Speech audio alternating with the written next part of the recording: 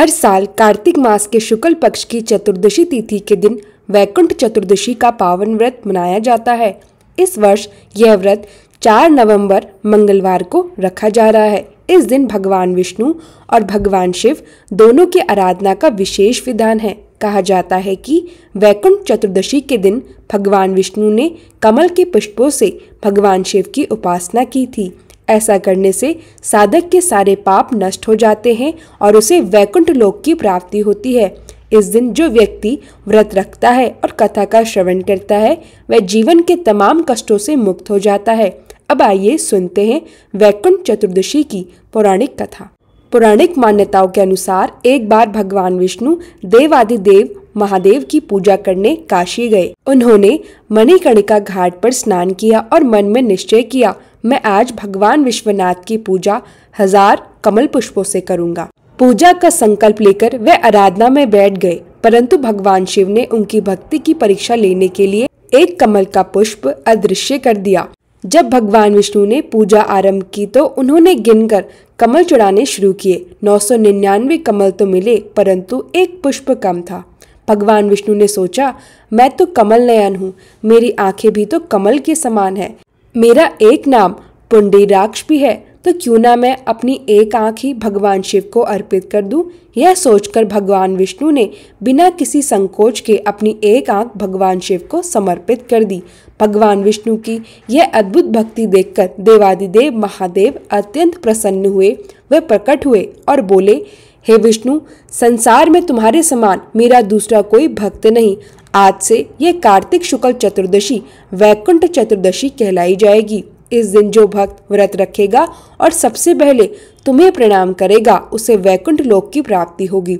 ऐसा कहकर भगवान शिव ने भगवान विष्णु की नेत्र ज्योति यथावत कर दी और उन्हें आशीर्वाद स्वरूप सुदर्शन चक्र प्रदान किया, जिसकी चमक करोड़ों सूर्य के समान थी।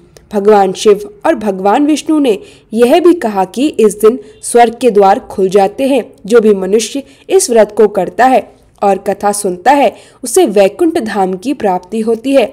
इसी कारण यह दिन हरिहर मिलन दिवस के रूप में भी जाना जाता है, क्योंकि इसी दिन भगवान शिव सृष्टि के पालन का कार्यभार फिर से भगवान विष्णु को सौंपते हैं। 4 महीने की योग निद्रा के बाद भगवान विष्णु पुनः जागते हैं और सृष्टि की व्यवस्था फिर उनके हाथों में आ जाती है। यही कारण है कि इस दिन को हरिहर मिलन कहा गया है, जहां भगवान शिव और विष्णु एक दूसरे का आदर करते हैं और सृष्टि में संतुलन बनाए रखते हैं। एक अन्य पौराणिक कथा के अनुसार एक बार धनेश्वर नामक एक ब्राह्मण था। वह अपने जीवन में सदैव बुरे कर्म किया करता था। उसके ऊपर असंख्य पापों का बोझ था।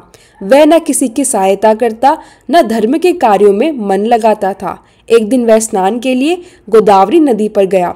संयोग से वह दिन था वैकुंठ चतुर्दशी का। उस दिन गोदावरी घाट पर कई भक्तजन व्रत और पूजा के लिए एकत्रित हुए थे। हर कोई भगवान विष्णु और शिव की आराधना में लीन था। सभी ने व्रत रखे हुए थे और दीपदान भी कर रहे थे। धनेश्वर भी उसी भीड़ में शामिल हो गया। वह तो केवल स्नान करने गया था, परंतु उन श्रद्धालुओं के साथ उसने भी पवित्र जल में डुबकी लगा ली। कहते हैं, सत्संग और पुण्य वातावरण का प्रभाव हर किसी पर पड़ता है। वही हुआ उस पापी ब्राह्मण के साथ। जब उसने वैकुंठ चतुर्दशी के दिन गोदावरी स्नान किया तो अनजाने में ही उसे महापुण्य प्राप्त हो गया। समय बीतने पर जब उसकी मृत्यु आई तो यमराज के दूत उसे पकड़कर नरक ले गए, क्योंकि जीवन में उसने बहुत पाप किए थे। परंतु तभी भगवान विष्णु प्रकट हुए और बोले, यमराज, यह व्यक्ति निस्संदेह पापी है, परंतु इसने वैकुंठ चतुर्दशी के दिन गोदावरी में स्नान किया था और उस दिन जो भक्तजन उसके साथ थे उनके स्पर्श और पुण्य के प्रभाव से इसके सारे पाप नष्ट हो गए हैं। इसलिए इसे नरक में नहीं वैकुंठ धाम में स्थान मिलना चाहिए।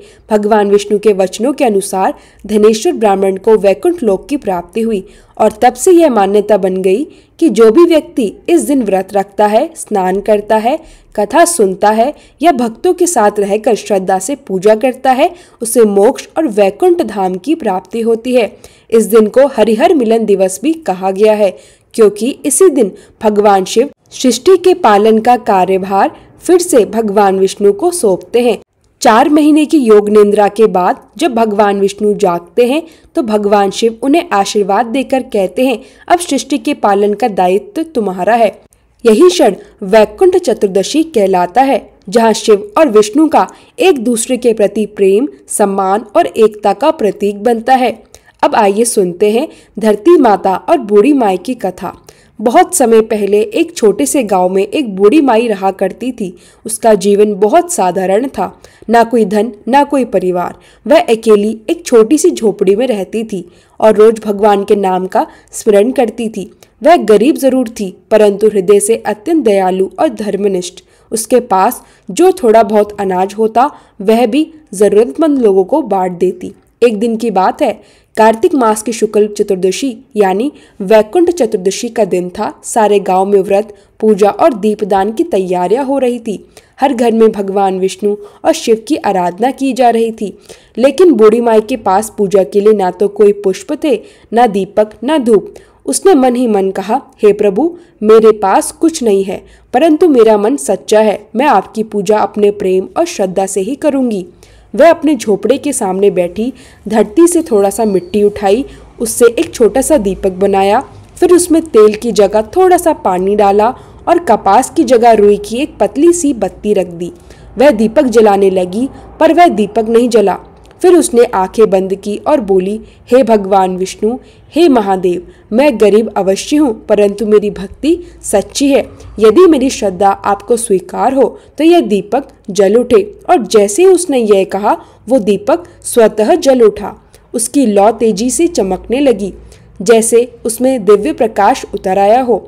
उस प्रकाश से पूरी झोपड़ी जगमगा उठी और वहां उपस्थित लोगों ने भगवान शिव और विष्णु के दिव्य रूप का दर्शन किया। धरती माता स्वयं प्रकट होकर बोली, हे माई, तू धन्य है। तेरी सच्ची भक्ति और श्रद्धा के कारण आज पृथ्वी पर पुण्य की वर्षा हो रही है। तेरे समान दानी, सच्चे मन वाली स्त्री दुर्लभ है। उसी क्षण धर्मराज के दरबार में हलचल हुई। उनके दूतों ने कहा, प्रभु, आज पृथ्वी पर एक बूढ़ी माई ने ऐसा पुण्य अर्जित किया है कि उसके पुण्य से नरक के द्वार भी बंद हो गए हैं।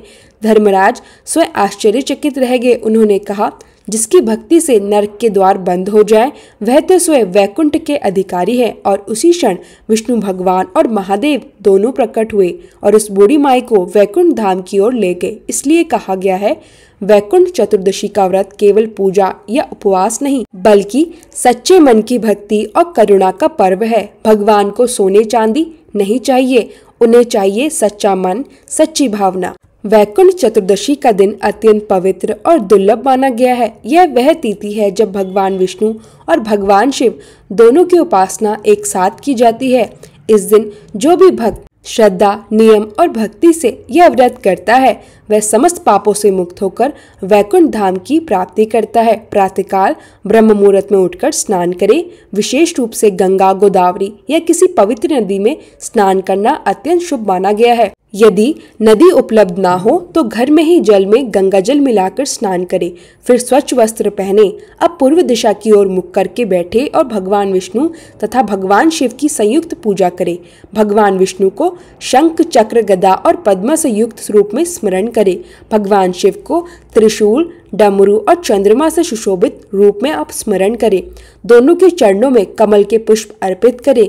फिर दीपक जलाएं, धूप अर्पित करें और मंत्र का जाप करें, ओम नमो नारायणा, ओम नमः शिवाय। इस दिन शिव और विष्णु के मध्य प्रेम का मिलन होता है। कहते हैं, भगवान विष्णु स्वयं काशी में जाकर भगवान विश्वनाथ की पूजा करते हैं और भगवान शिव विष्णु के कमल पुष्प अपने चरणों में धारण करते हैं। यह दृश्य हरिहर मिलन का प्रतीक है, जहाँ सृष्टि के पालनहार और संहारकर्ता एक दूसरे की महिमा को स्वीकार करते हैं। इसलिए इस दिन शिव और विष्णु की संयुक्त आराधना करने से मनुष्य को जन्म जन्मांतर के पापों से मुक्ति मिलती है। संध्या के समय दीपदान का विशेष महत्व है। गंगा या किसी पवित्र जल में दीप प्रवाहित करने से पूर्वजों को शांति मिलती है और जीवित व्यक्ति को आयु, आरोग्य और सौभाग्य की प्राप्ति होती है। इस दिन गरीबों को अन्न, वस्त्र और दक्षिणा देना अत्यंत फलदायी होता है, क्योंकि यही सच्चा धर्म है। जो अपने सुख में दूसरों को भी शामिल करे वही भगवान का सच्चा भक्त कहलाता है। इस दिन हरिहर मिलन केवल एक धार्मिक घटना नहीं बल्कि यह एकता, सहयोग और समर्पण का प्रतीक है। जहाँ शिव कहते हैं विष्णु मेरे हृदय में है और विष्णु कहते हैं शिव मेरे प्राणों में है, दोनों एक दूसरे में विलीन हो जाते हैं। यही वह क्षण है जब संपूर्ण सृष्टि में प्रेम, प्रकाश और संतुलन की स्थापना होती है। वैकुंठ चतुर्दशी के इस पावन दिन पर जब भक्त भगवान विष्णु और भगवान शिव की पूजा अर्चना, व्रत और दीपदान करते हैं तब स्वर्गलोक में एक अद्भुत घटना घटित होती है, वैकुंठ द्वार का उद्घाटन। कहते हैं इसी दिन भगवान विष्णु स्वयं वैकुंठ के द्वार खोलते हैं और उन सभी भक्तों का अंदर प्रवेश का अवसर देते हैं जो श्रद्धा, प्रेम और भक्ति से इस दिन की आराधना करते हैं। वैकुंठ द्वार केवल स्वर्ग का नहीं बल्कि हमारे मन के भीतर बसे दिव्यता के द्वार का प्रतीक है। जब मन से अहंकार, क्रोध, लोभ और पाप दूर होते हैं तब आत्मा में भक्ति और प्रकाश का उदय होता है। वही अवस्था वैकुंठ की प्राप्ति कहलाती है। इस दिन जो व्यक्ति सच्चे मन से भगवान विष्णु और शिव की पूजा करता है उसके सभी पाप नष्ट होकर जीवन में शांति और सौभाग्य आता है। शास्त्रों में वर्णन है कि वैकुंठ चतुर्दशी का व्रत रखने, कथा सुनने या दीपदान करने वाला व्यक्ति 7 जन्मों तक दिव्य लोक में प्रतिष्ठित रहता है। जो भक्त इस दिन गोदावरी, गंगा या किसी पवित्र तीर्थ में स्नान करता है उसे अश्वमेध यज्ञ के समान फल प्राप्त होता है। जो व्यक्ति इस दिन व्रत रखकर सायंकाल शिव और विष्णु दोनों का दीप अर्पित करता है उसके जीवन में न कभी दरिद्रता आती है न दुर्भाग्य। जो कोई केवल श्रद्धा से भी इस दिन हरिहर का नाम जपता है उसे मृत्यु के पश्चात वैकुंठ धाम की प्राप्ति होती है। कहा गया है वैकुंठ चतुर्दशी वह तिथि है जब भगवान विष्णु और भगवान शिव दोनों प्रसन्न रहते हैं। यह दिन केवल पूजा का नहीं बल्कि प्रेम, क्षमा और एकता का पर्व है। भगवान विष्णु कहते हैं जो मुझे पूजे और शिव को ना माने वह भक्त नहीं, और भगवान शिव कहते हैं जो विष्णु का अनादर करे वह मेरे भक्त कहलाने योग्य नहीं। इसलिए इस दिन दोनों की एक साथ पूजा करना सबसे श्रेष्ठ माना गया है। जो भक्त वैकुंठ चतुर्दशी की कथा भक्ति और श्रद्धा से सुनता या सुनाता है उसे भगवान विष्णु और भगवान शिव दोनों से संयुक्त आशीर्वाद प्राप्त होता है। उसके जीवन में सुख, समृद्धि और सदैव कल्याण रहता है। पाप नष्ट होते हैं, मन शुद्ध होता है और आत्मा को मुक्ति का मार्ग मिलता है। इस प्रकार वैकुंठ चतुर्दशी कथा का पावन समापन होता है। हरि हर की जय। ओम नमो नारायण। ओम नमः शिवाय।